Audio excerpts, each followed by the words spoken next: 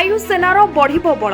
भारतीय प्रतिरक्षा क्षेत्र को बड़ सफलता मिलवाकू जाउछि कारण देशर बहु प्रतीक्षित पंचम पीढ़ीर युद्ध विमान advance medium compact aircraft AMCA प्रक्रिया आगकू बढ़ाइबा पई केंद्र सरकार एक बड़ निष्पत्ति नेछंती। प्रतिरक्षा मंत्री राजनाथ सिंह एही मेगा प्रकल्प कार्यकारी मॉडल को मंजूरी दैछंती।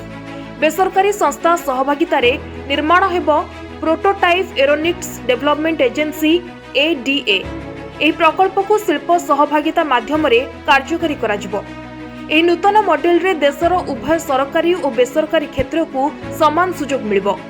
भारतीय कंपनी स्वाधीन यौथ भावे किंबा कंसोर्टियम गठन करी प्रकल्प पई बिड करि परिबे। एथिपई ADA खूब शीघ्र EOI जारी करबाकू जाउछि। यह एरोस्पेस क्षेत्र में भारतर आत्मनिर्भरशीलता दिगरे एक माइल खुंड साब्यस्त हेबो। एही हाई प्रोफाइल प्रोजेक्ट पई तीनोटी मनोनीत संस्था व बिडर मैदान रे अछंती।